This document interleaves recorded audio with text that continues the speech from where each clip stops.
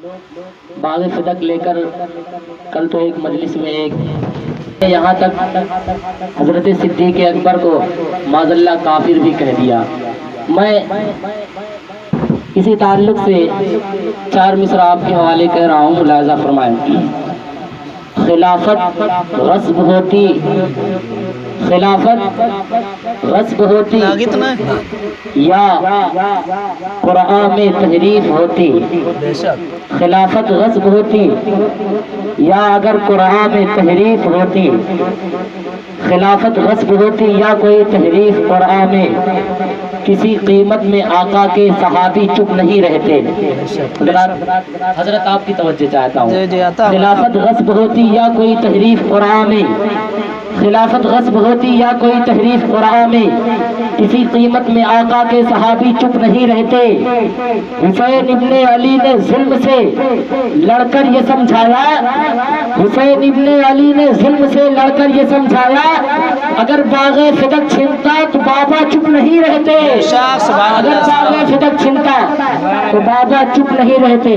حضرات، یہ محفل کسی کو تکلیف دینے کے لیے نہیں ہے، یہ محفل ذکر شہیدان کربلا کے نام سے رچائی جاتی ہے، اور ہمارا یہ مقصد بھی ہوتا ہے کہ امام حسین کے نام پہ جب تک بیٹھے رہیں، پھر جماعی کے ساتھ بیٹھے رہیں، خوب غور و فکر کے ساتھ سنیں اور اس پر عمل بھی کریں، اس لیے کہ اس محفل سے مقصود ہے ایمان تحفظ، نشتر جو لگاتا ہے وہ دشمن نہیں ہوتا۔ آئیے خطیب اہل سنت حافظ حضرت اطہر نوری صاحب قبلہ سے میں گزارش کرتا ہوں مائک پر تشریف لائیں۔ الحمدللہ الحمدللہ رب العالمین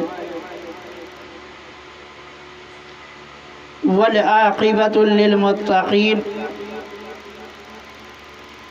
والصلاة والسلام على سید الانبیاء والمرسلین، اما بعد فاعوذ باللہ من الشیطان الرجیم، بسم اللہ الرحمن الرحیم، قل لا اسألكم علیہ اجرا الا المودۃ فی القربہ، صدق اللہ العظیم والحمد للہ رب العالمین۔ میرے نوجوان ساتھیوں اور بزرگوں، پردے میں بیٹھ کر سننے والی میری ماں اور بہنیں، السلام علیکم ورحمۃ اللہ تعالی وبرکاتہ۔ آئیے کچھ سننے اور سنانے سے قبل سب سے پہلے اپنے آقا و مولا حضور تاجدار مدینہ، سرور قلب و سینہ، احمد مجتبیٰ محمد مصطفیٰ، گنبد خضرا میں آرام فرمانے والے ہم سب کے آقا و مولا محمد الرسول اللہ صلی اللہ تعالیٰ علیہ وآلہ وسلم کی بارگاہ میں جھوم جھوم کر درود شریف کا نذرانہ عقیدت پیش کریں۔ پڑھیں بآواز بلند، اللہم صلی علی سیدنا صفینا مولانا محمد وبارک وسلم، صلو علیہ صلاۃ وسلام علیک یا رسول اللہ صلی اللہ تعالی علیہ وآلہ وسلم۔ ایک مرتبہ نبی اور آل نبی پر درود پڑھ لیا جائے۔ آئیے پڑھتے ہیں، اللہم صلی علی سیدنا صفینا و مولانا محمد وبارک وسلم، صلو علیہ صلاۃ وسلام علیک یا رسول اللہ صلی اللہ تعالی علیہ وآلہ وسلم۔ میرے مسلمان بھائیوں، یہ محفل ذکر حسین کی محفل ہے، اور اس محفل میں انشاءاللہ میری یہی کوشش ہوگی کہ میں زیادہ سے زیادہ معرکہ کربلا سے कुछ फूल आपके दामन में डालूं। मगर मेरे मुसलमान भाइयों, मैं उससे पहले करबला की सरजमी से मेरे इमाम ने जो हम लोगों को पैगाम दिया था, उस पैगाम को मैं मनक़बत की शक्ल में आपके सामने पेश करने की कोशिश कर रहा हूँ। सुनिएगा बाक़ौर। जिंदा नबी की आल से है नामे करबला। जिंदा नबी की आल से है नामे करबला। रोशन उन्हीं के नाम से है शामे करबला। रोशन उन्हीं के नाम से है शामे करबला। ज़िक्र हुसैन खो गया, ज़िक्र हुसैन खो गया रस्मो रवाज में। ज़िक्र हुसैन खो गया रस्मो रवाज में। भूले हुए हैं हम, भूले हुए हैं आज हम अहकामे करबला। भूले हुए हैं आज हम अहकामे करबला। यानी मेरे आका इमाम हुसैन ने जो करबला से हमको दर्स दिया था, उस दर्स को तो हम भूल गए, मगर आज उनके नाम पर, उनका नाम लेकर, यहाँ तक कि उनकी मोहब्बत को बदनाम करने के लिए, उनके नाम को बदनाम करने के लिए हमने सिर्फ माह मुहर्रम को रस्म व रवाज का नाम दे दिया, जो कि मेरे आका इमाम हुसैन का पैगाम तो कुछ और था, मगर हम और आपने उनका नाम लेकर रस्म व रवाज का नाम दे दिया। अब मेरे मुसलमान भाइयों आगे सुनिए। एक लाजवाल सब्र था मेरे हुसैन का। लाजवाल का माना होता है जिसका मतलब कभी जवाल ही ना हो। ला के माना नहीं। एक लाजवाल सब्र था मेरे हुसैन का। मेरे हुसैन का सब्र ऐसा था जो कभी ख़त्म होने वाला नहीं था। एक लाजवाल ज़िक्र है इनामे करबला। एक लाजवाल ज़िक्र है इनामे करबला। ये दास्ताने गम भी रवायत ही बन गई। समझने की कोशिश कीजिएगा इस शेर को। ये दास्ताने गम भी रवायत ही बन गई। ओझल नज़र से हो गया पैगामे करबला। यानी सिर्फ लोगों ने मार्के करबला को एक रवायत बना लिया है। लोग यही समझते हैं कि मार्के करबला सिर्फ सुनने और सुनाने के लिए है। नहीं मेरे मुसलमान भाइयों, पहली बात तो ये है कि मार्के करबला एक तारीख़ी वाक़या है। पहली बात तो ये है कि मार्के करबला एक तारीख़ी वाक़या है, और दूसरी बात ये है कि हम और आपके लिए दर्स है। हम और आपके लिए दर्स है मार्के करबला। सिर्फ दास्तान नहीं है कि दास्तान की तरह, कहानी की तरह मार्के करबला को सुना और सुनने के बाद एक कान से सुने दूसरे कान से निकाल दिया जाए, ऐसा नहीं है मार्के करबला। बल्कि मार्के करबला जो है वो दर्स के लिए है हम और आपके। इसलिए जितनी भी बात सुनी जाए उससे दर्स हासिल करने की कोशिश करना चाहिए। अब मेरे मुसलमान भाइयों, आगाज़े करबला हुआ जुल्मे यजीद से। आगाज़े करबला हुआ जुल्मे यजीद से। फ़तेह हुसैन पर हुआ इन अंजामे करबला। फ़तेह हुसैन पर हुआ अंजामे करबला। सलाम हज़रत सज्जाद को करें, सलाम हज़रत सज्जाद को करें। देखे हैं जिनकी आँख ने आलामे करबला।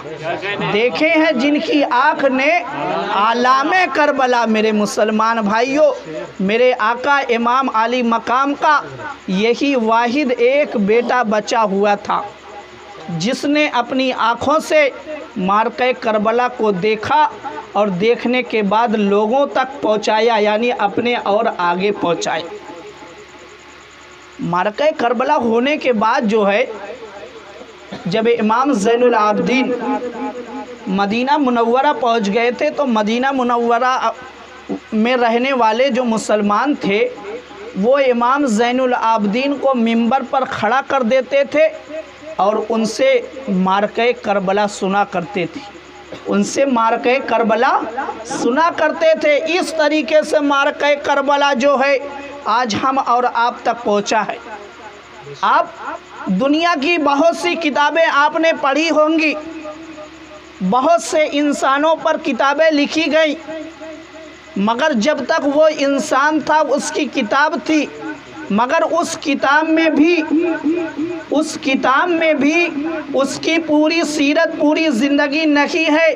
مگر معرکہ کربلا واحد ایک ایسا معرکہ ہے کہ جس کو پوری سال بیان کیا جائے تب بھی ختم ہونے والا نہیں، جس کو پوری سال بیان کیا جائے تب بھی ختم ہونے والا نہیں ہے۔ اس کے اندر ایک ایک نئی باتیں آپ کو ملتی رہیں گی۔ تو میرے مسلمان بھائیوں، آئیے ایک مرتبہ درود پاک پڑھتے ہیں۔ اللہم صلی علی سیدنا صفینا مولانا محمد وبارک وسلم، تنویہ وزیہ بڑھائے دیں۔ اللہم صلی علی سیدنا صفینا مولانا محمد وبارک وسلم، صلو علیہ صلاۃ و سلام علیک یا رسول اللہ صلی اللہ تعالی علیہ وآلہ وسلم۔ جیسے ہی ماہ محرم کا چاند ہوتا ہے، ماہ محرم کا جیسے ہی چاند ہوتا ہے، ہم سنیوں کے گھروں میں ذکر حسین کی محفل شروع ہو جاتی ہے۔ ہر سال یہ ہوتا ہے، بلکہ آپ پتہ کریں آپ کو کتنے بزرگ ایسے مل جائیں گے جن کی عمر 60 سال ہو چکی ہے، انہوں نے اپنی 60 سالہ زندگی میں 50 سال تو معرکہ کربلا کو سنا ہی سنا ہے۔ معرکہ کربلا کو انہوں نے 50 سال تو سنا ہی سنا ہے۔ مگر میرے مسلمان بھائیوں، ہر سال ذکر حسین ہوتا ہے، ہر سال ذکر حسین کی محفل سجائی جاتی ہے۔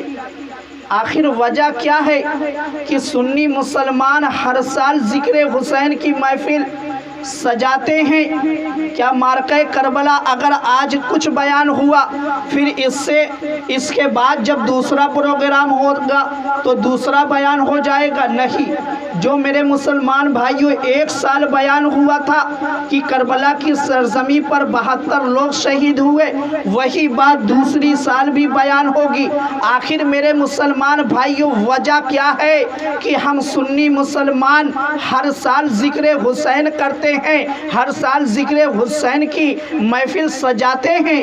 آخر وجہ کیا ہے؟ تو میرے مسلمان بھائیوں اس کا جواب جو ہے میں دو طرح سے آپ کو دینا چاہتا ہوں، دو بات میں آپ کو بتانا چاہتا ہوں۔ پہلی بات تو عقلی ہے جو ہم اور آپ اپنی عقل سے سمجھیں گے۔ پہلی بات جو ہے وہ یہ ہے کہ ایک انسان اس کی عمر جو ہے 50 سال ہو گئی ہے، ایک انسان اس کی عمر 50 سال ہو گئی ہے۔ اب 50 سال عمر ہونے کے بعد کیا کوئی انسان یہ کہتا ہے کہ میں نے 50 سال کھانا کھا لیا ہے، اب کھانا نہیں کھاؤں گا؟ کوئی شخص ایسا کہتا نہیں ہے۔ کیوں؟ اس لیے کہ کھانا انسان کے جسم کی غذا ہے، کھانا انسان کے جسم کی غذا ہے۔ اب میرے مسلمان بھائیوں انسان کے پاس دو چیز ہے، ایک تو جسم ہے اور ایک روح ہے۔ اب میرے مسلمان بھائیوں جب انسان زندہ رہنے کے لیے، اپنے جسم کو زندہ رکھنے کے لیے کھانا نہیں چھوڑ سکتا، کیونکہ اس کو یہ معلوم ہے کہ اگر میں نے کھانا پانی بند کر دیا تو میری موت آ جائے گی، میرا جسم جو ہے بے جان ہو جائے گا۔ اس لیے انسان برابر کھانا کھاتا رہتا ہے، اپنے جسم کی غذا کو اس کو برابر دیتا رہتا ہے۔ اسی طریقے سے میرے مسلمان بھائیوں، روح کی غذا کیا ہے؟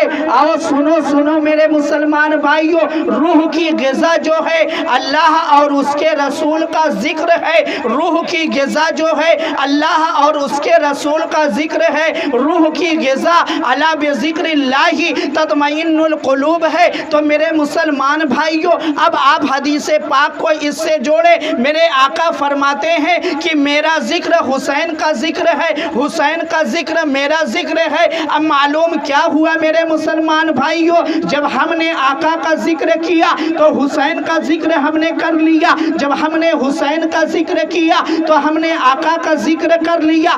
اب نبی کا ذکر جو ہے روح کی غذا ہے، اس لیے ہم پورے سال تو اپنی روح کو غذا پہنچاتے رہتے ہیں، ذکر حسین کر کے، ذکر نبی کر کے، اور جیسے ہی ماہ محرم الحرام کا چاند نظر آتا ہے ہم خصوصی طور سے ذکر حسین کی محفل سجا کر اب تازگی پہنچانا شروع کر دیتے ہیں۔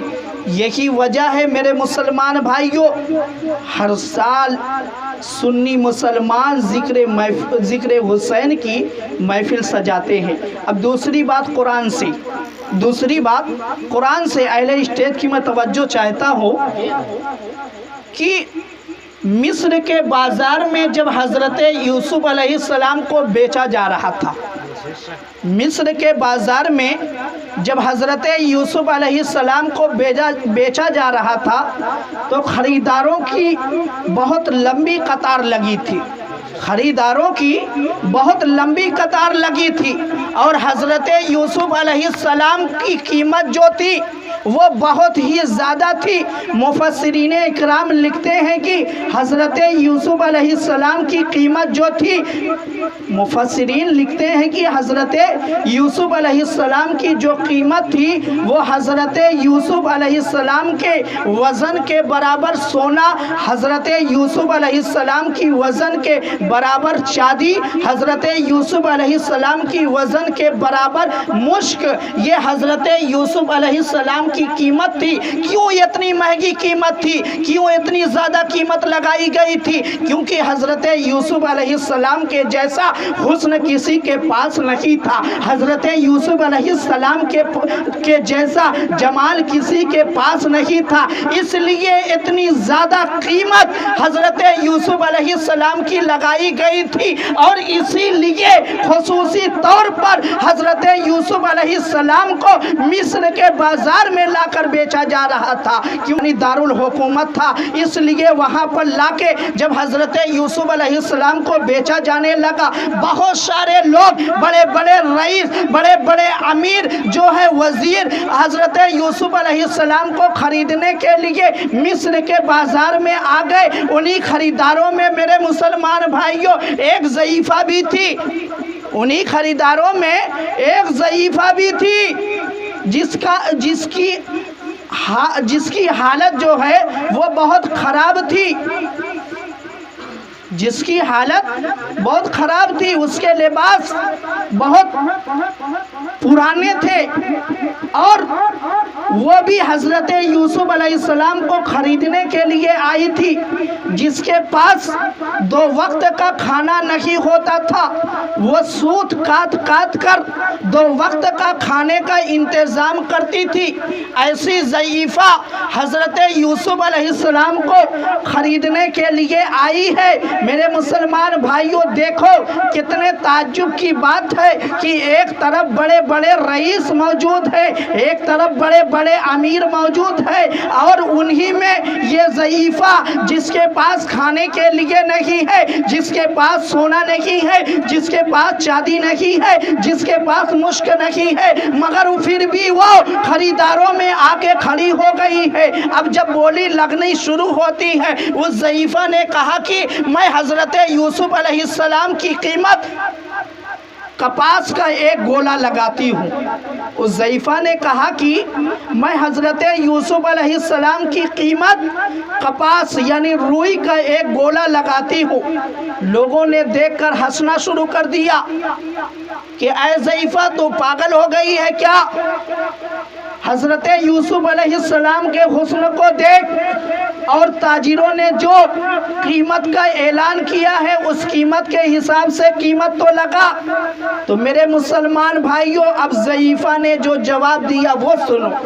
ज़ईफ़ा ने कहा कि ऐ मुझको पागल कहने वाले सुन, मैं पागल नहीं हूँ, मैं इसलिए यूसुफ को खरीदने आई हूँ। जब मैंने यूसुफ के हुस्न को देखा, हुस्न यूसुफ ये ऐलान कर रहा है कि ये अल्लाह का नबी है और मैं इसलिए यूसुफ को खरीदने आ गई हूँ कि कल जब यूसुफ के खरीदारों की फहरिस्त बनाई जाए उस फहरिस्त में मेरा भी नाम आ जाए, उस फहरिस्त में मेरा भी नाम आ जाए। तो मेरे मुसलमान भाइयों, अब इस वाक़या से पता क्या चला कि उस ज़ईफ़ा के पास तो मालो दौलत नहीं थी, मगर उसकी नीयत ये थी कि खरीदारों में मेरा भी नाम आ जाए। अब मेरे मुसलमान भाइयों, मैं मतलब निकाल रहा हूँ, मतलब ये निकलता है कि हमारी ज़बान तो इस लायक नहीं है कि हम ज़िक्र हुसैन करें, हमारे आमाल तो इस लायक नहीं है कि हम ज़िक्र हुसैन करें, मगर हम ज़िक्र हुसैन की महफिल इसलिए इस नीयत से हर साल रचाते और सजाते हैं ताकि जब कल अल्लाह ताला फरिश्तों को हुक्म दे कि ऐ मेरे फरिश्तों ज़िक्र हुसैन करने वालों की एक फहरिस्त बना दो। जब ज़िक्र हुसैन करने वालों की फहरिस्त बनाई जाए तो हम गुनाहगार का भी नाम उस फहरिस्त में आ जाए। नारे तकबीर, नारे रिसालत, नारे शुहदाए करबला, नारे हैदरी, नारे तकबीर, नारे रिसालत। या रसूल, हम गुनाहगारों का भी नाम उस फहरिस्त में आ जाए, इसीलिए हम लोग कभी महफिल मिलाद करते हैं, कभी ज़िक्र गौसुल वरा करते हैं, कभी ज़िक्र हुसैन करते हैं, ताकि किसी की भी फहरिस्त में, किसी भी के ज़ाकिरों में हम सबका नाम आ जाए। फरिश्तों को जब अल्लाह ताला हुक्म दे तो फरिश्ते हम लोगों का भी नाम उस फहरिस्त में लिख ले, ताकि हम लोगों की भी दुनिया कामयाब हो जाए और आखिरत कामयाब हो जाए। और मेरे मुसलमान भाइयों सुनो, खुदा की कसम, अगर फरिश्तों ने किसी की भी फहरिस्त में हम लोगों का नाम लिख लिया, खुदा की कसम हमारी दुनिया भी कामयाब हो जाएगी और हमारी आखिरत भी कामयाब हो जाएगी। अब मेरे मुसलमान भाइयों, मगर अब मर्ज क्या पैदा हो गया कि जब ज़िक्र हुसैन की महफिल होती है या महफिल मिलाद होता है, लोगों को नींद बहुत आती है, लोगों को नींद बहुत आती है। क्यों? क्योंकि शैतान कभी ये नहीं चाहता कि अच्छी बात तुम सुनो, अच्छी बात सीखो। और दूसरी चीज़, हमने महफिल मिलाद को या महफिल ज़िक्र हुसैन की अहमियत को नहीं समझा, हमने इसकी अहमियत को नहीं समझा कि इसका मकाम कितना बुलंद है, इसमें बैठने से कितना सवाब हासिल होता है।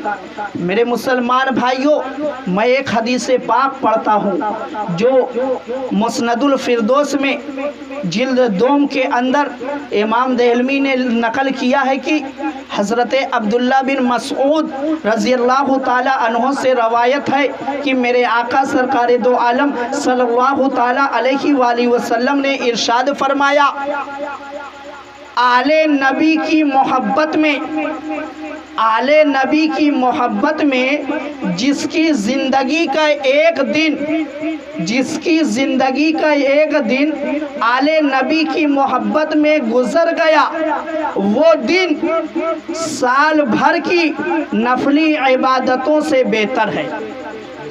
नफली इबादतों से बेहतर है। अब और आगे मेरे आका फरमाते हैं, अब और आगे मेरे आका फरमाते हैं कि जब उसका खात्मा ईमान पर हो जाएगा अल्लाह ताला उसको जन्नत में आला मकाम अता फरमा देगा। ये ज़िक्र हुसैन की महफिल में बैठने का सवाब और इनाम है। इससे बेहतर मोहब्बत की दलील हो ही नहीं सकती कि हम और आप अपने करोड़ों की नींद सिर्फ इसलिए कुर्बान कर रहे हैं कि हम ज़िक्र हुसैन को सुनेंगे। ये मोहब्बत की अलामत है मेरे मुसलमान भाइयों। और ये रात जो तुम मोहब्बत अहले बैत में गुजार रहे हो, ये साल भर नफली इबादतों से बेहतर है और इसका इनाम अल्लाह ताला तुमको जो अता फरमाएगा वो जन्नत अता फरमाएगा। तो मेरे मुसलमान भाइयों, जब भी ज़िक्र हुसैन की महफिल हो उसमें ज़रूर शरीक होना चाहिए, उसमें ज़रूर पहुंचना चाहिए। अब मेरे मुसलमान भाइयों, अहले बैत की मोहब्बत हम अहले सुन्नत के नज़दीक क्या है? हम अहले सुन्नत के नज़दीक क्या है? हम अहले सुन्नत व जमात ये मानते हैं कि नमाज फ़र्ज़ है। क्यों फ़र्ज़ है?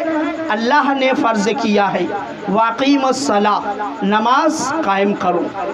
हम और आप ये मानते हैं कि ज़कात फ़र्ज़ है। क्यों फ़र्ज़ है? क्योंकि अल्लाह ताला ने फ़र्ज़ किया है, वातो ज़कात दो। हम और आप मानते हैं कि रमज़ान के रोज़े फ़र्ज़ है। क्यों फ़र्ज़ है? क्योंकि अल्लाह ताला ने फ़र्ज़ किया है, या अय्युहल्लज़ीना आमनू कुतिबा अलैकुमुस्सियाम, या अय्युहल्लज़ीना आमनू कुतिबा अलैकुमुस्सियाम। हम और आप मानते हैं कि हज फ़र्ज़ है। क्यों फ़र्ज़ है? इसलिए फ़र्ज़ है कि अल्लाह ताला ने फ़र्ज़ किया है, वलिल्लाहि अलन्नासि हिज्जुल बैति मन इस्तताअ इलैहि सबीला, वलिल्लाहि अलन्नासि हिज्जुल बैति मन इस्तताअ इलैहि सबीला।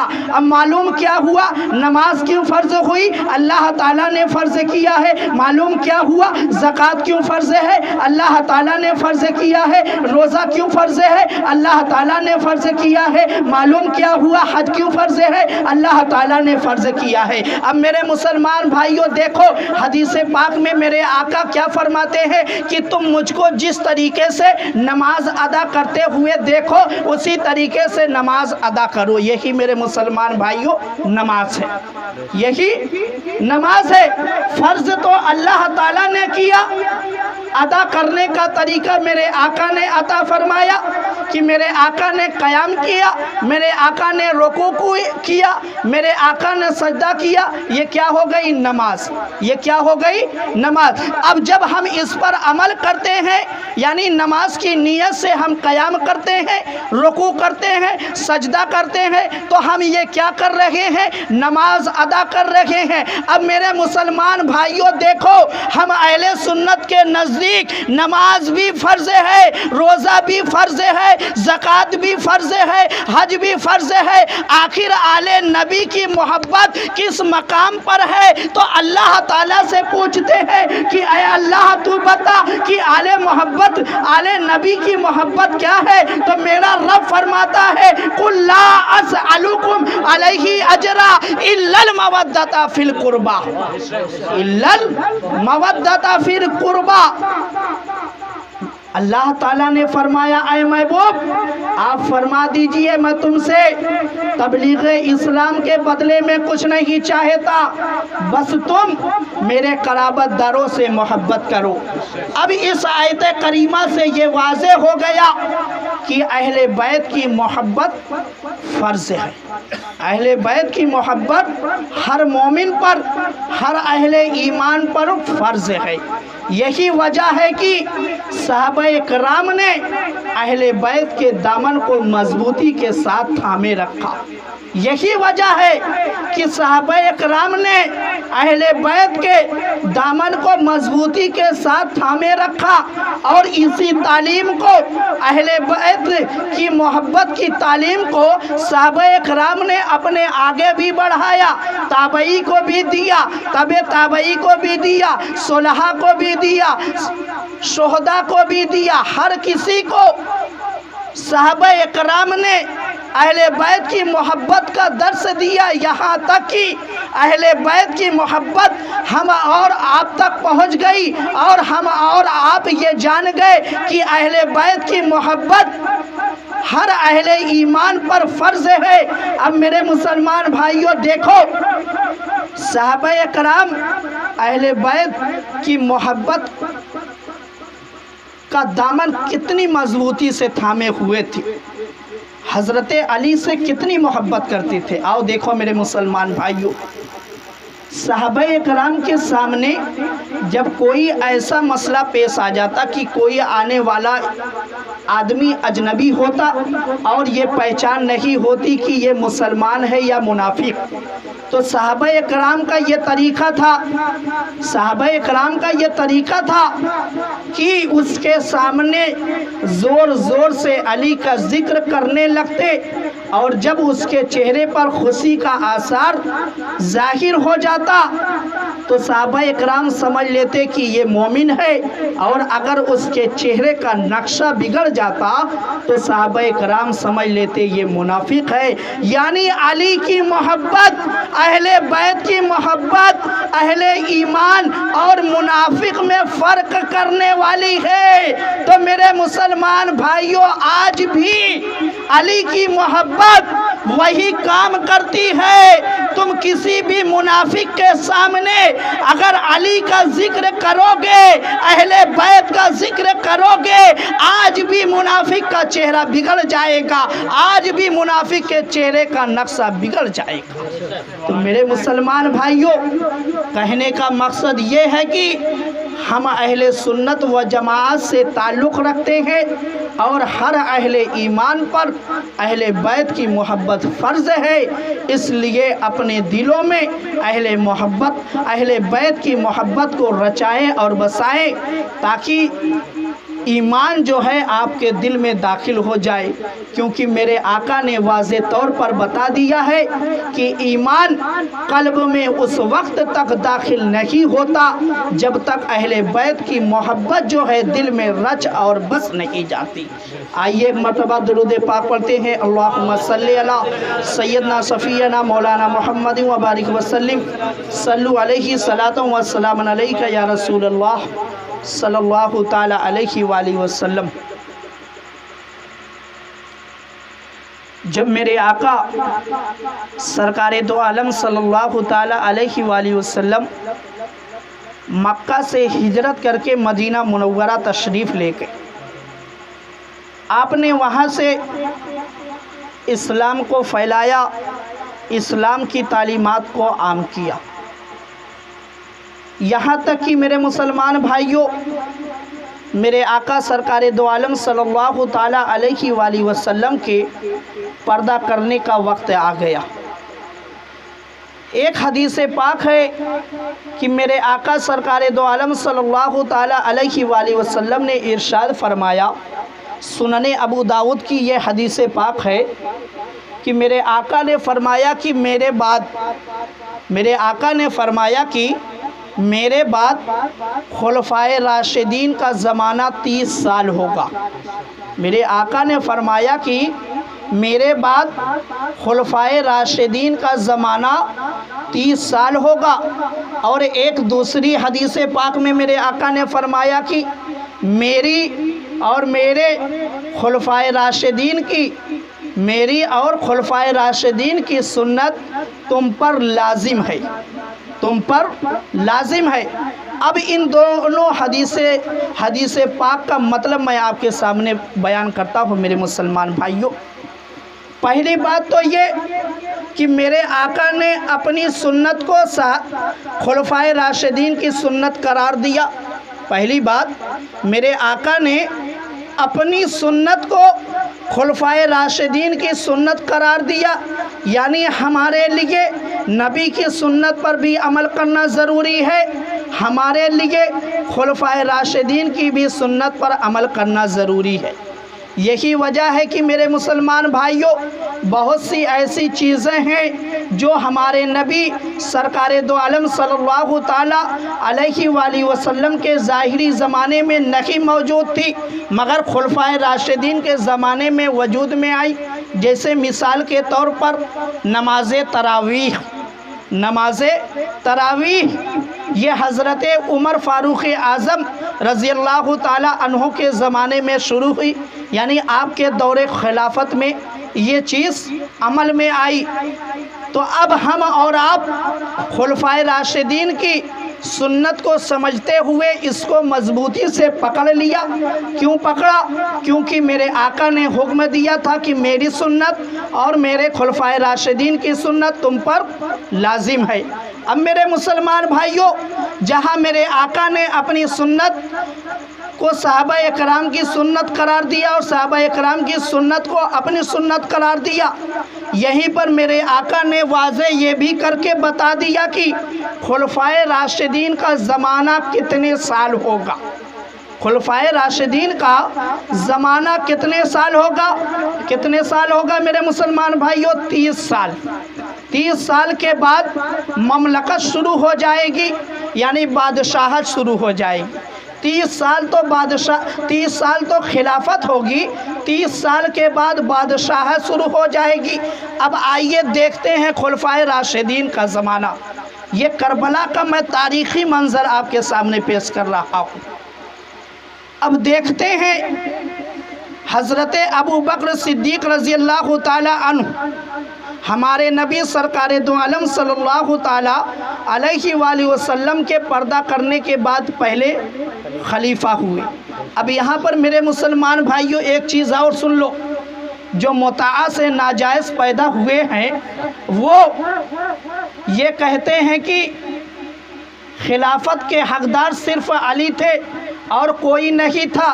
میرے مسلمان بھائیوں، اس حدیث پاک کا ان کے پاس کیا جواب ہے کہ خلفائے راشدین کا زمانہ تو میرے آقا نے 30 سال قرار دیا ہے، اور حضرت علی کتنے سال خلیفہ تھے؟ صرف 5 سال، 4 سال کچھ ماہ، یعنی 5 سال آپ صرف خلافت کے تخت پر جلوہ گر رہے، اور باقی حضرت ابو بکر صدیق میرے آقا کے بعد مسند خلافت پر جلوہ گر ہوئے۔ آپ نے اسلام کی باغ ڈور کو اپنے ہاتھ میں لیا اور لینے کے بعد اسلام کی تعلیمات کو عام کرنا شروع کر دیا، اور ان کے زمانے میں جتنے بھی فتنے اٹھے تھے سب کے سر کو حضرت ابو بکر صدیق نے کچل دیا۔ پھر اس کے بعد میرے مسلمان بھائیوں دیکھو، حضرت ابو بکر صدیق رضی اللہ تعالی عنہ کے زمانے میں اسلام بہت تیزی سے پھیلنے لگا، اسلام کی حفاظت ہونے لگی، یہاں تک کہ میرے مسلمان بھائیوں حضرت ابو بکر صدیق رضی اللہ تعالی عنہ جو ہے 2.5 سال 2 سال کچھ ماہ مسند خلافت پر جلوہ گر رہے۔ اب میرے مسلمان بھائیوں گنتے جانا، حساب کرتے جانا، 2.5 سال جو ہے حضرت ابو بکر صدیق رضی اللہ تعالی عنہ مسند خلافت پر جلوہ گر رہے۔ پھر جب حضرت ابو بکر صدیق رضی اللہ تعالی عنہ کا انتقال ہو گیا، مسند خلافت پر حضرت عمر فاروق اعظم جلوہ گر ہوئے۔ حضرت عمر فاروق اعظم کے زمانے میں اسلام اتنا پھیلا، مربع میلوں تک پھیل گیا میرے مسلمان بھائیوں، اور بڑھنے لگا، اسلام بہت تیزی سے پھیلنے لگا، علم دین جو ہے بہت تیزی سے بڑھنے لگا، گھر گھر میں قرآن مجید کی تعلیم ہونے لگی، گھر گھر میں جو ہے فقہ پڑھایا جانے لگا، گھر گھر میں جو ہے قرآن کی تلاوت ہونے لگی، گھر گھر میں جو ہے میرے مسلمان بھائیوں نماز کا اہتمام ہونے لگا، اسلام کی تعلیم جو ہے بہت تیزی سے بڑھ رہی تھی، یہاں تک کہ میرے مسلمان بھائیوں مسند خلافت پر حضرت عمر فاروق اعظم رضی اللہ تعالی عنہ جو ہے 10 سال جلوہ گر رہے۔ کتنے سال؟ 10 سال آپ مسند خلافت پر جلوہ گر رہے۔ جب آپ کو شہید کر دیا گیا मस्जिद नबवी के अंदर यहीं पर रुक कर मैं एक बात और कहना चाहता हूँ। मेरे मुसलमान भाइयों, हम और आपने माह मुहर्रम को सिर्फ हुसैन के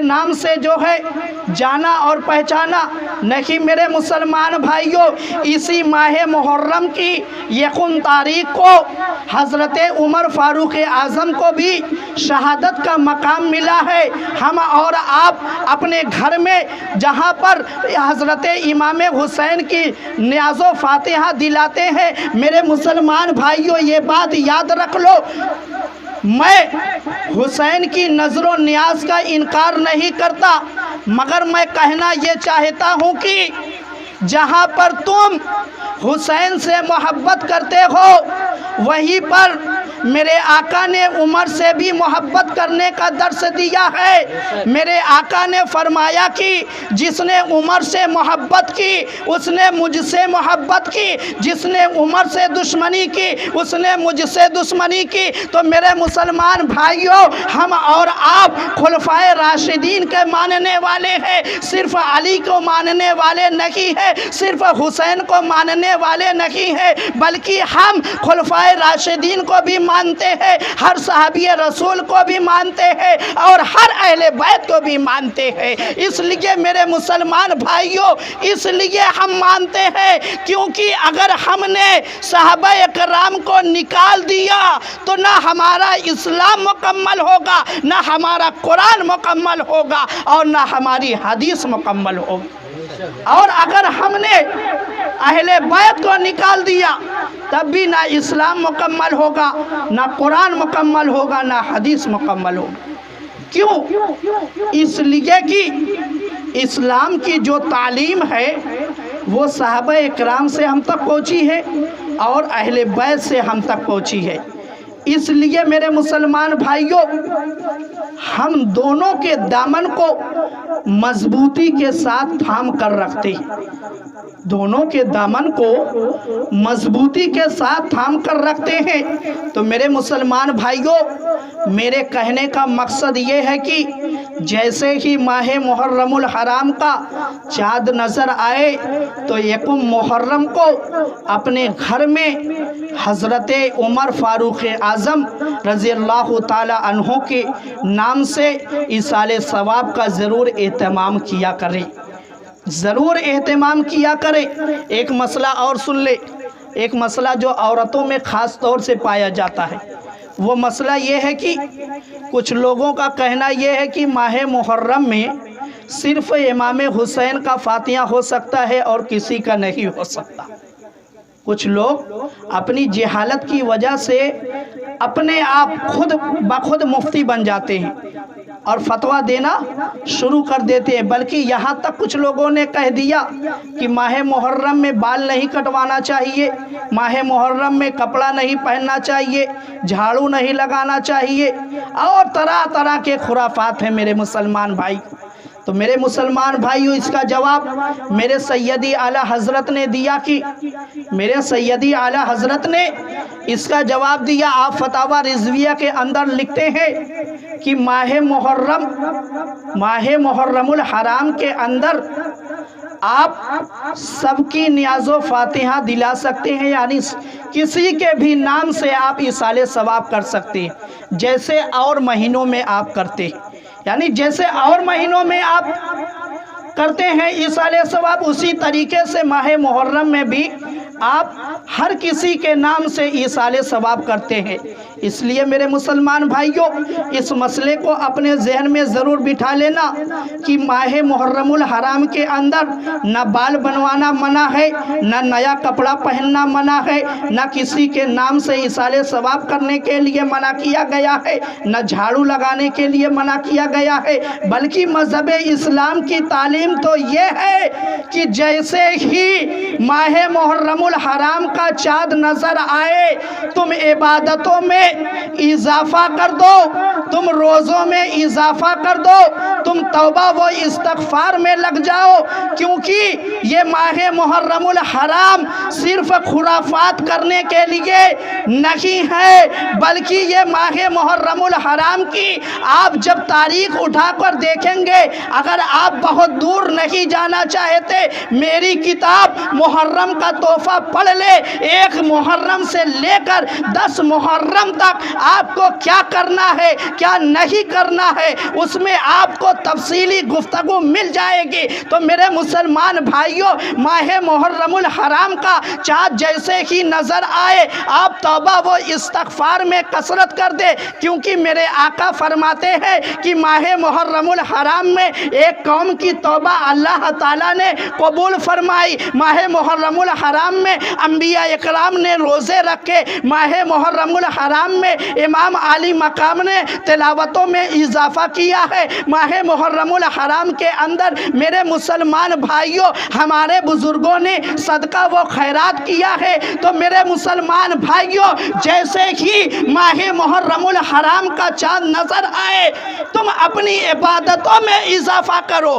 ہاں، ساتھ ہی ساتھ میں آپ ذکر حسین کو بھی سن سکتے ہیں، آپ ساتھ میں ذکر حسین کو بھی سن سکتے ہیں، اپنے کچھ وقت کو ذکر حسین میں بھی لگا سکتے ہیں، کیونکہ عاشورہ ہی کی 10 تاریخ یعنی محرم کی 10 تاریخ کو ہمارے نبی سرکار دو عالم صلی اللہ تعالیٰ علیہ وآلہ وسلم کے نواسے حضرت امام حسین کو کربلا کی سرزمین پر ظلم و ستم کے ساتھ 3 دن کا پیاسا رکھ کے 3 دن کا بھوکا وہ پیاسا رکھ کے امام علی مقام کو شہید کر دیا گیا۔ اس لیے میرے مسلمان بھائیوں، ہم اور آپ امام علی مقام سے محبت کرتے ہیں، اپنی محبت میں اضافہ کے لیے، اپنی روح کو تازگی بخشنے کے لیے ذکر حسین بھی کر لو اور خرافات نہ کرو، ذکر حسین صرف آپ کرو، یعنی جو مارکہ کربلا ہے اس کو سنو اور اس سے سبق حاصل کرنے کی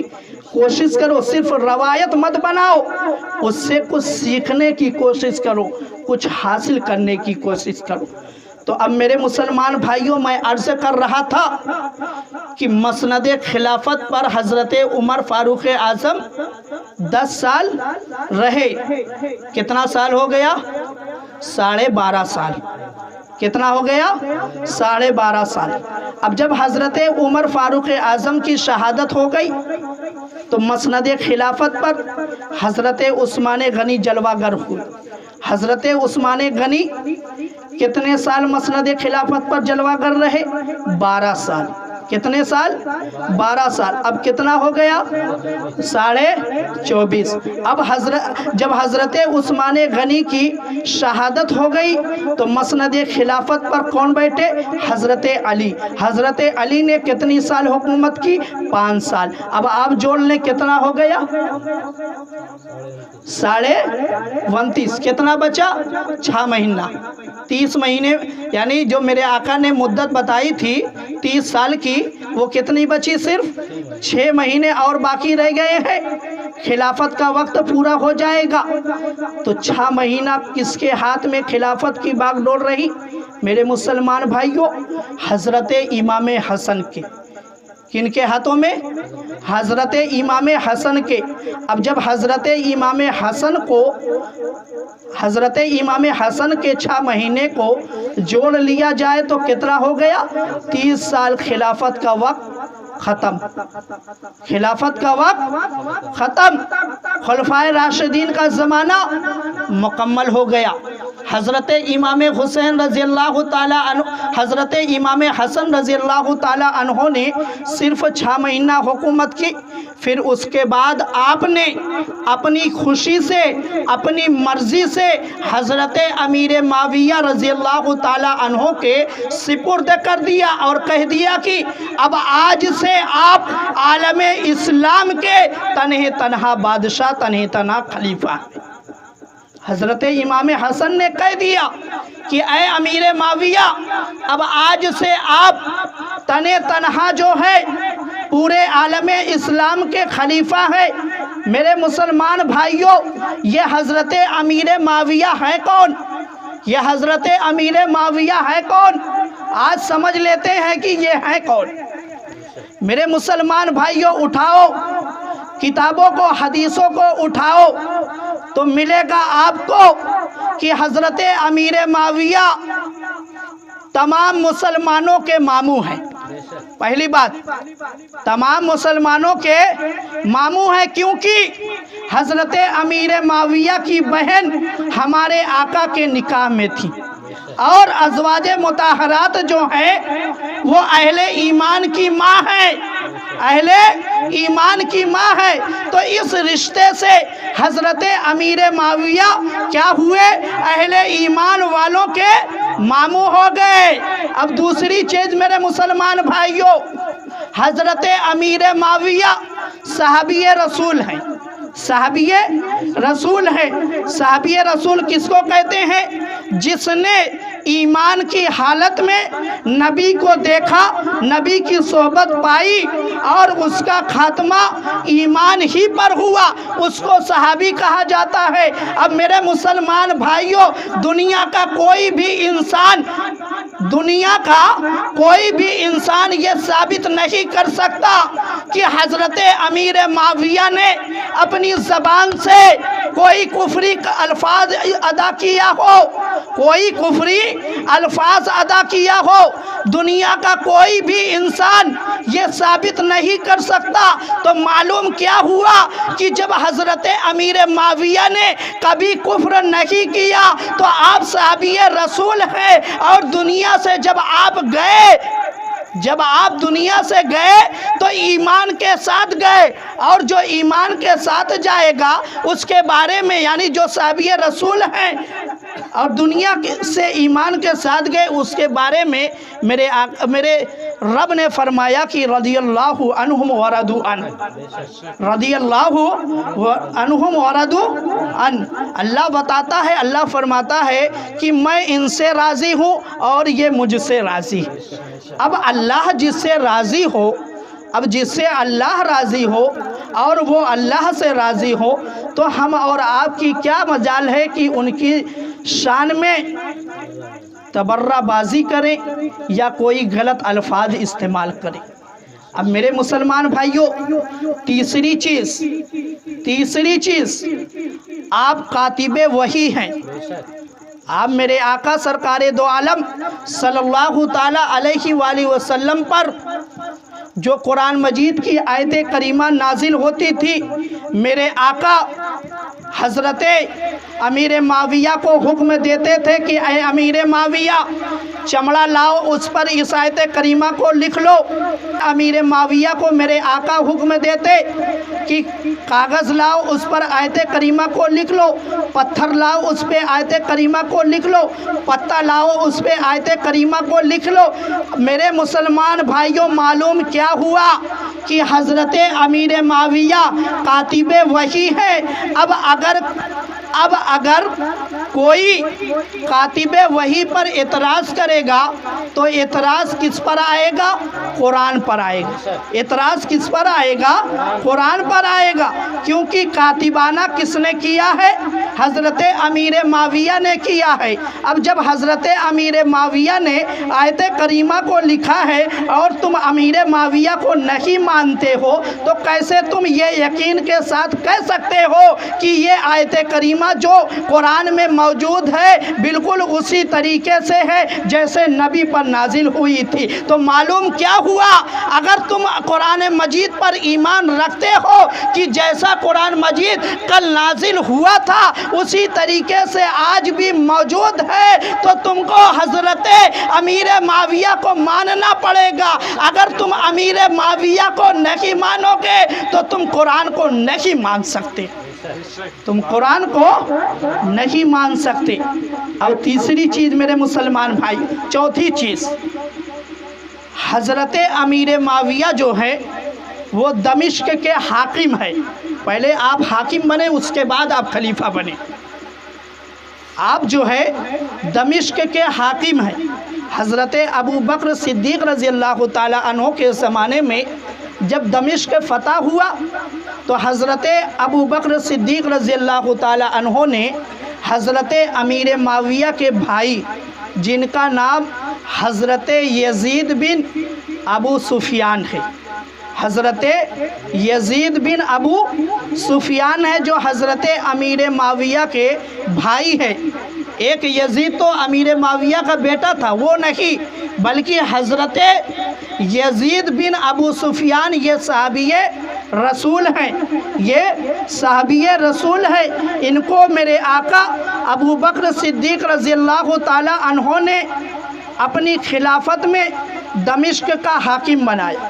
جب یہ دمشق جانے لگے تو اپنے ساتھ حضرت امیر معاویہ کو بھی لے گئے، حضرت امیر معاویہ کو لے گئے، یہاں تک کہ وقت گزرتا رہا، حضرت عمر فاروق اعظم رضی اللہ تعالی عنہ کا زمانہ آ گیا اور ان کی طبیعت بہت زیادہ خراب ہو گئی، یہاں تک کہ آخری وقت آ گیا تو حضرت یزید بن ابو سفیان نے اپنے بھائی حضرت امیر معاویہ کو بلایا اور بلانے کے بعد کہا کہ اے میرے بھائی، میں تم کو یہ حاکم کی باغ ڈور سونپتا ہوں اور تم آج سے دمشق کے حاکم ہو۔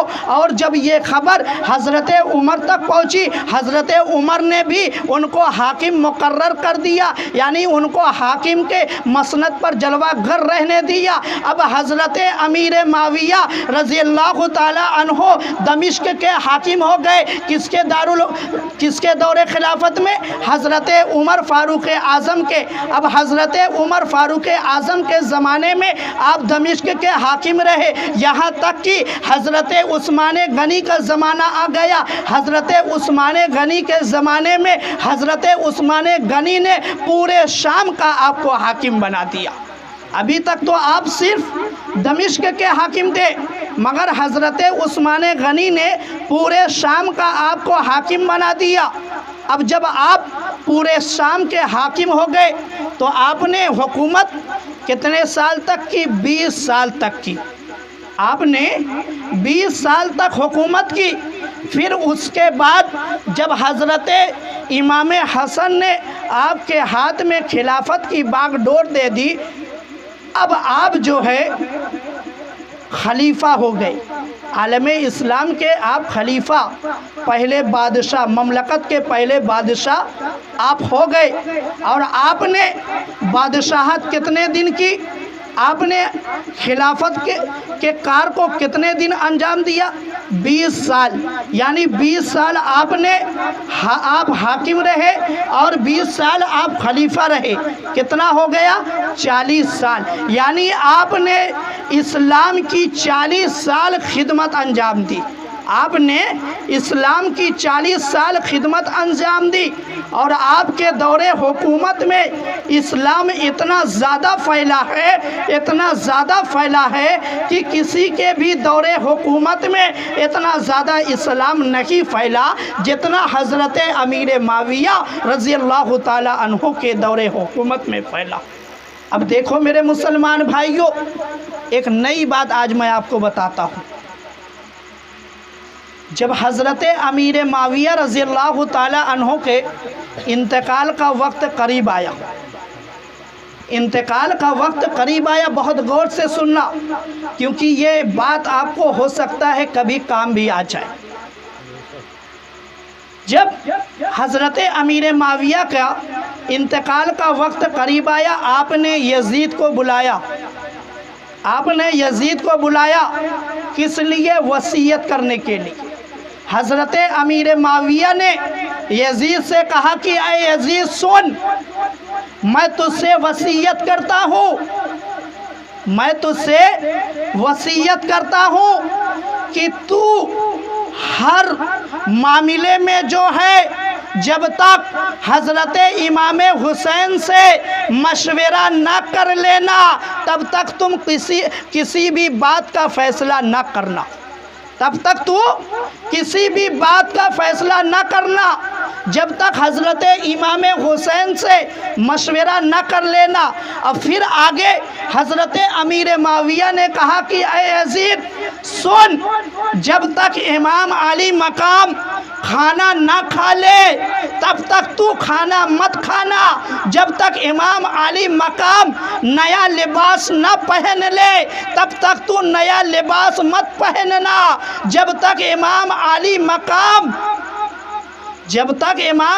مقام پی نہ لے تب تک تو پانی بھی مت پینا، اور جب خرچ کرنے کی باری آئے مال غنیمت میں سے یعنی خزانے میں سے جب تجھ کو پیسہ نکالنے کی ضرورت ہو تو پہلے امام علی مقام پہ خرچ کرنا، پھر اس کے بعد کسی کام میں مال غنیمت کو خرچ کرنا۔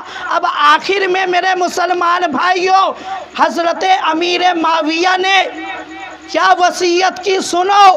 حضرت امیر معاویہ نے کہا کہ اے یزید، امام علی مقام کی تعظیم کرنا، ان کے مقام و مرتبے کو سمجھنا، اور ان کے اہل بیت کا بھی ادب کرنا، اور یہاں تک کہ بنی ہاشم کے ہر فرد کا ادب کرنا اور ان کا خیال رکھنا۔ میرے مسلمان بھائیوں، یہ حضرت امیر معاویہ نے یزید سے وصیت کی تھی۔ حضرت امیر معاویہ کا انتقال ہو گیا۔ اب یزید جو ہے وہ دولت دیکھ کر پاگل ہو گیا، کیونکہ نئی اس نے حکومت پائی تھی، ابھی تک ایسا مقام اس کو نہیں ملا تھا۔ یہ غرور میں آ گیا، اس نے اپنے باپ سے کی ہوئی وصیت کو بھول گیا۔ یہ اب میرے مسلمان بھائیوں، متعہ سے پیدا ہونے والی ناجائز اولاد یہ بتائے کہ اگر بیٹا غلطی کرے گا تو باپ پر کیسے الزام آئے گا؟ جب باپ نے بار بار بیٹے کو تعلیم دی تھی، وہ بھی اچھی تعلیم دی تھی، تو میرے مسلمان بھائیوں، کوئی بھی انسان یہ نہیں کہہ سکتا کہ اگر بیٹا خطا کرے تو اس میں باپ ذمہ دار ہوگا۔ میرے مسلمان بھائیوں، معلوم کیا ہوا کہ امیر معاویہ یزید کے کالے کرتوت کے ذمہ دار نہیں ہے، بلکہ یزید اپنے گناہوں کا خود ذمہ دار ہے۔ اس لیے حضرت امیر معاویہ کی شان میں کوئی بھی بے ادبی کا الفاظ استعمال نہیں کیا جا سکتا۔ میرے مسلمان بھائیوں، رجب 60 ہجری میں حضرت امیر معاویہ کا انتقال ہو گیا۔ ماہ رجب 60 ہجری میں حضرت امیر معاویہ کا انتقال ہو گیا۔ اب یہ 60 ہجری کے بارے میں حدیث میں کیا ملتا ہے؟ حدیث پاک میں ملتا ہے کہ میرے آقا سرکار دو عالم صلی اللہ تعالی علیہ وآلہ وسلم نے ارشاد فرمایا، میرے آقا سرکار دو عالم صلی اللہ تعالی علیہ وآلہ وسلم نے ارشاد فرمایا کہ سن 60 ہجری میں بنی امیہ میں ایک ایسا شخص پیدا ہوگا جو میری سنتوں کو بدلے گا، اور اس کا نام یزید ہوگا، اور ایک دوسری روایت میں ملتا ہے، میرے آقا سرکار دو عالم صلی اللہ تعالی علیہ وآلہ وسلم نے ارشاد فرمایا، سن 60 ہجری میں ایک ایسا شخص پیدا ہوگا، ایک ایسا انسان پیدا ہوگا جو عدل و انصاف کی دھجیاں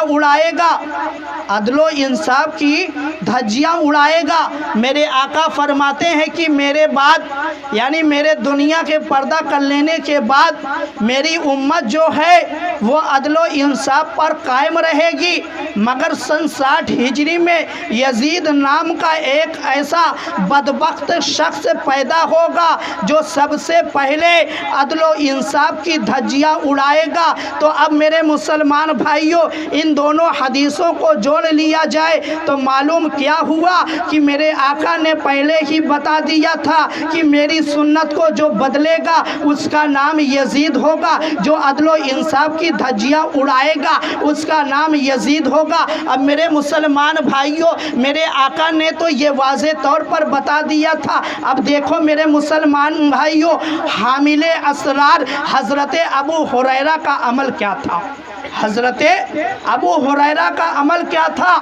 हज़रत अबू हुरैरा रब की बारगाह में दुआ किया करते थे कि मौला मुझे सन 60 हिजरी से पहले मौत अता फरमा दे, मौला मुझे सन 60 हिजरी से पहले मौत अता फरमा दे। मेरे मुसलमान भाइयों, हज़रत अबू हुरैरा की इस दुआ को अल्लाह ने कबूल कर लिया और आपका सन 59 हिजरी में इंतकाल हो गया। अब मालूम क्या हुआ मेरे मुसलमान भाइयों कि मेरे आका सरकारे दो आलम सल्लल्लाहु ताला अलैहि वसल्लम ने हज़रत अबू हुरैरा को खोल खोल कर बता दिया था। यही वजह तो है कि हज़रत अबू हुरैरा सन 60 हिजरी तक जिंदा नहीं रहना चाहते थे, इसीलिए आप मौत को पसंद करते थे मेरे मुसलमान भाइयों। और जिन बात की मेरे आका ने पेशीन गोई की थी, जब सन 60 हिजरी आता है मेरे आका की बताई हुई बात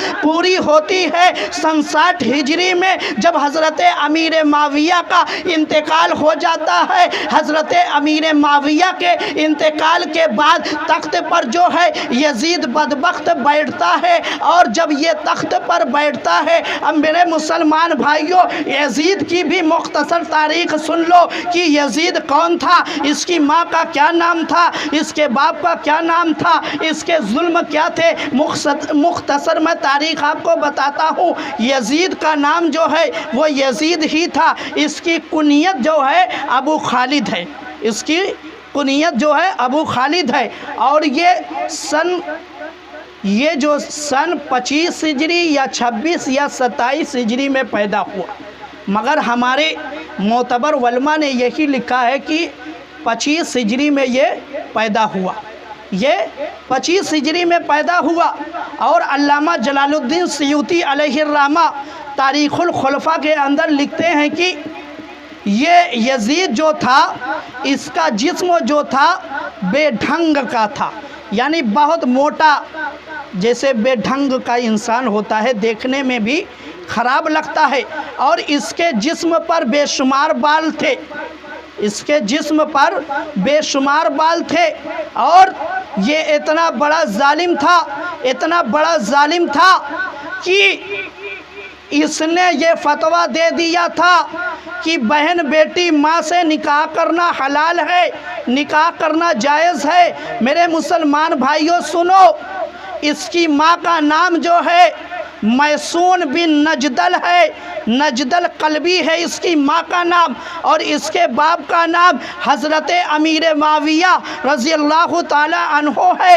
ये सन 25 हिजरी में पैदा हुआ और इसके माथे पर जो सबसे बड़ा कलंक का निशान लगा है, जिसकी वजह से क़यामत तक मुसलमान उस पर लानत करते रहेंगे, वो ये है कि इसने इमाम अली मकाम को और आपके अहले खाना को, अजीज़ो अकारीब को शहीद करवाया। इसकी वजह से क़यामत तक जितने भी अहले ईमान है इसके ऊपर लानत करते रहे। और मेरे मुसलमान भाइयों, जब ये तख्त पर बैठा है, इसने शराब को हलाल करार दे दिया गया, जुआ हलाल इसने करार दे दिया, नाच गाना इसके दौरे हुकूमत में हलाल हो गया, बहन बेटी माँ से निकाह करना हलाल हो गया। इतना जुल्म मतलब इसने किया, इतना ज़्यादा शरीयत के अंदर इंटरफेयर किया कि एक सहाबी रसूल फरमाते हैं, हज़रत अब्दुल्ला बिन हंजला, हज़रत अब्दुल्ला बिन हंजला फरमाते हैं कि हम लोगों ने यजीद से یزید پر حملہ کرنے کی اس وقت تیاری کی جب ہم لوگوں کو یہ محسوس ہو گیا کہ کہیں یزید کے ظلم و ستم کی وجہ سے، یزید کے فسق و فجور کی وجہ سے ہم سب پر اللہ کی طرف سے پتھروں کی بارش نہ ہو جائے۔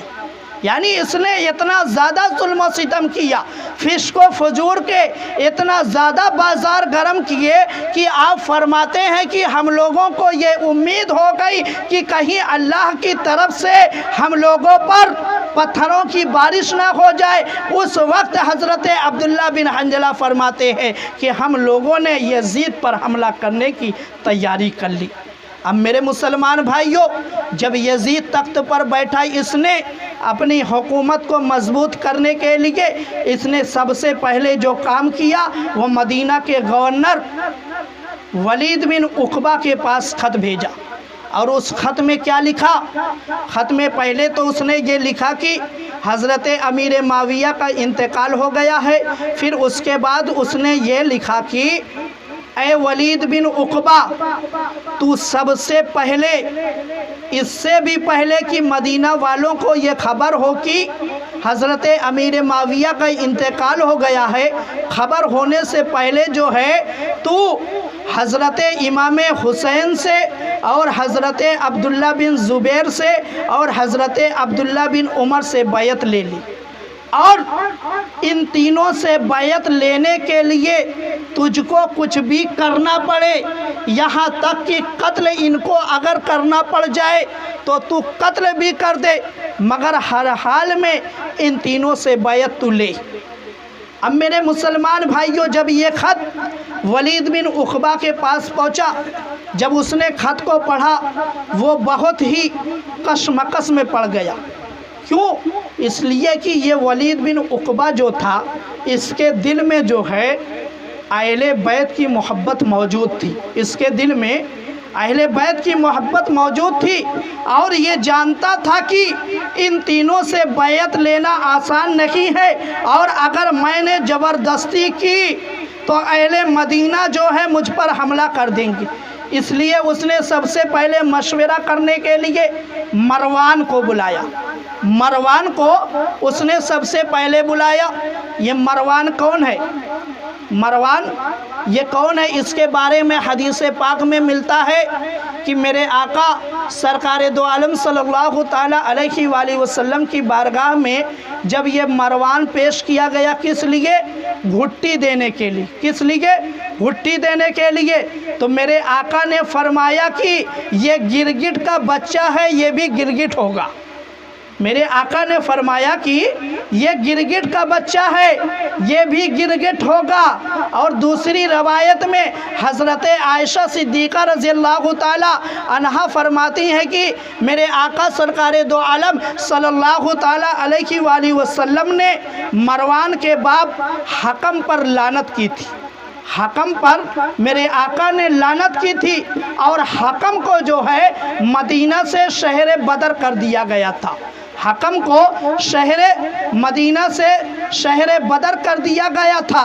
اب میرے مسلمان بھائیوں، یہ وہی مروان ہے جس کی میں نے مختصر تاریخ حدیث کے حوالے سے آپ کے سامنے پیش کی۔ اب دیکھو میرے مسلمان بھائیوں، یہ مروان جو ہے ولید بن عقبہ سے مشورہ کرنے کے لیے آتا ہے، اور آنے کے بعد کہتا ہے کہ اے ولید، اس سے پہلے کہ مدینہ میں یہ خبر پھیل جائے کہ حضرت امیر معاویہ کا انتقال ہو گیا ہے، تو فوراً ان تینوں کو اپنے پاس بلا کر بیعت کی دعوت دے۔